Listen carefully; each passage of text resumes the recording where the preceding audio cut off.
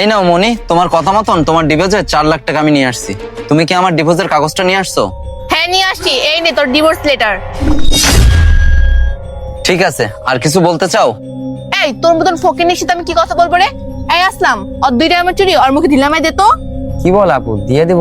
এত কথা বলছিস কেন? দে। নেন ভাইয়া। এই শোন ফকিনি, এই যে সিটি করে চুরি করে দেখছিস না, তোর লেভেল একটা মেয়েকে বিয়ে করে তার হাতে চুরিগুলো পরায় দিস, ঠিক আছে?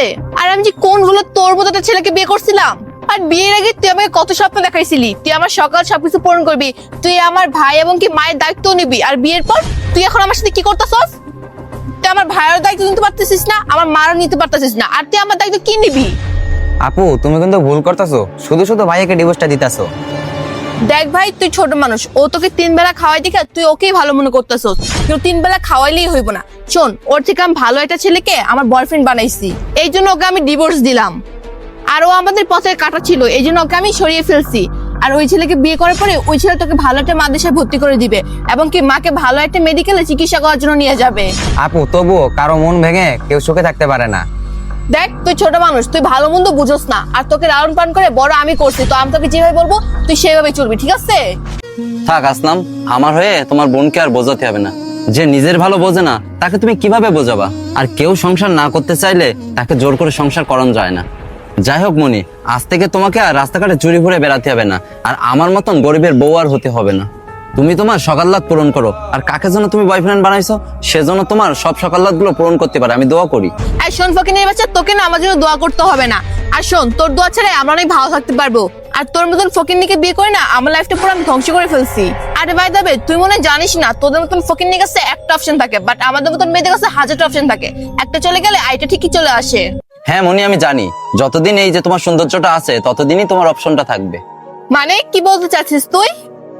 মানে বোঝো নাই, যখন তোমার এই সৌন্দর্য বয়সের সাথে সাথে শেষ হয়ে যাবে তখন তোমার এই অপশনগুলো মাটির সাথে মিশে যাবে।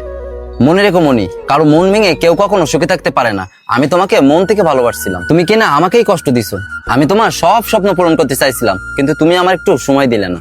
শোন, তোকে আমি সময় দিতে দিতে আমি না বুড়ি হয়ে যাব, তোকে আমি সময় দিতে পারবো না, আর তোর সাথে আমি সংসার করবো না। শোন, তুই ভালো ভালো আমার চোখের সামনে চলে যা তো।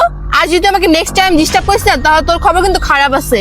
তোর নামে থানা আমি মামলা করতে বাধ্য হবো, তো নেক্সট টাইম তুই আমাকে ডিস্টার্ব করিস না, যা।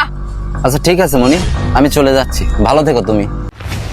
যত সব ফকিনি শুধু শুধু আমাকে জ্ঞান দিয়ে গেল। আমার কি, আমি তখন নতুন বয়ফ্রেন্ড পাইছি, সে এখন আমার ভাই এবং আমার মার দায়িত্ব নিব। এই চল।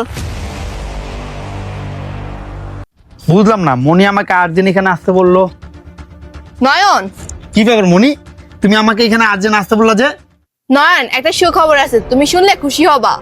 কি বলো, সুখবর? কি এমন সুখবর? আর ওকে, ও মনে হয় তোমার ছোট ভাই? হ্যাঁ, ও আমার ছোট ভাই।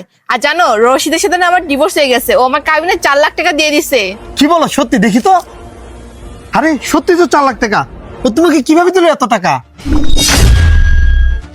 আরে জানি না, আমি ওই ফকিনের বাচ্চাকে বলছিলাম তুমি আমাকে ডিভোর্স দিয়ে দাও। ও বলছে কি, মনি তুমি আমাকে ডিভোর্স দাও, আমি তোমাকে কাবিনে 4 লাখ টাকা দিয়ে দিব। কেন, তুমি খুশি হও নাই? হ্যাঁ অবশ্যই খুশি হয়েছি, তুমি সারা জীবনের জন্য এখন আমার হয়ে যাবে। বাই দ্য ওয়ে, এখন তোমার স্বপ্ন কি এটা আমাকে বলো। নয়ন, তুমি তো খুব ভালো করে জানো আমার বড় ধরনের কোনো স্বপ্ন নাই। আমি শুধু চাই আমার ছোট ভাইটা ভালো একটা মাদ্রাসাকে তুমি ভর্তি করে দিবা, এবং কি আমার মাকে ভালো একটা হসপিটালে ভালো চিকিৎসা করাইবা, আর আমার নামে একটা ফ্ল্যাট কিনে দিবা। আমার ছোট ভাইকে ভালো একটা মাদ্রাসায় ভর্তি করে দিবা। আচ্ছা ঠিক আছে মনি, যেহেতু তুমি তোমার স্বপ্নের কথা আমাকে বলছো, আমি সবগুলো পূরণ করব। আচ্ছা এক কাজ করো, তোমরা 2 ভাই বোন এখানে বসো, আমি আমার গাড়িটা পার্কিং করে দিয়ে আসি, টাকাগুলো রাখো। আরে কি বলো, এই টাকা আমার কাছে লাগবে না, তুমি রাখো। এখন আমার যা সবকিছু তোমার, আর তোমার যা সবকিছু আমার। এটা একদম ভালো কথা বলছো। আচ্ছা ঠিক আছে, তোমরা বসো, আমি গাড়িটা পার্কিং করে দিয়ে আসি। আচ্ছা যাও, বস। মনি, নিজেকে কি মনে করছো? তোমার মতো একটা বিবাহিত মেয়েকে আমি বিয়ে করব? আরে তুমি তো একটা বোকা মেয়ে। এতগুলা টাকা কে এভাবে কাউকে দেয়?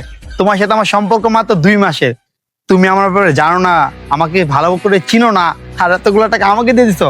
যাই হোক, এই সিমটা আমি বন্ধ করে এখন চলে যাচ্ছি, তুমি আমাকে আর কখনো খুঁজেই পাবা না। এখন তুমি আমও হারাইলা, সাথে ছালাও হারাইলা, বোকা মেয়ে। আপু কতক্ষণ হয়ে গেছে, আর তোমার কি মনে হয় তোমার বয়ফ্রেন্ড কি আসবে জায়গায়? অবশ্যই আসবে, কেন কি হয়েছে? আমার মনে হয় জানো আপু, ও আর কখনো এই জায়গায় আসবে না। ওর চোখ মুখ দেখে বোঝা যাচ্ছে যে ও টাকা নিয়ে পালাই গেছে। দেখ, তুই ছোট মানুষ, তুই এত মাথা ঘামাইস না। আর ওর কাছে এই 4 লাখ টাকা কিছুই না, ও অবশ্যই আসবে। আর ও আমাকে অনেক ভালোবাসে, ও অবশ্যই আসবে। আপু, কারো মন ভেঙে কেউ কখনো সুখ হইতে পারে না। চুপ থাক, এত কথা বলিস না, চুপচাপ দাঁড়া থাক। বন্ধুরা, ভিডিওটা দেখে কি শিখছেন অবশ্যই কমেন্টস করবেন। কারণ মন ভেঙে কেউ কখনো সুখে থাকতে পারে না। এই ভিডিওটা আপনাদের কাছে ভালো লেগে থাকলে অবশ্যই টাইমলাইনে পাঠিয়ে দিবেন। সবাইকে অনেক অনেক ধন্যবাদ এই ভিডিওটা দেখার জন্য। নতুন কেউ থেকে থাকলে অবশ্যই ফলো করতে ভুলবেন না।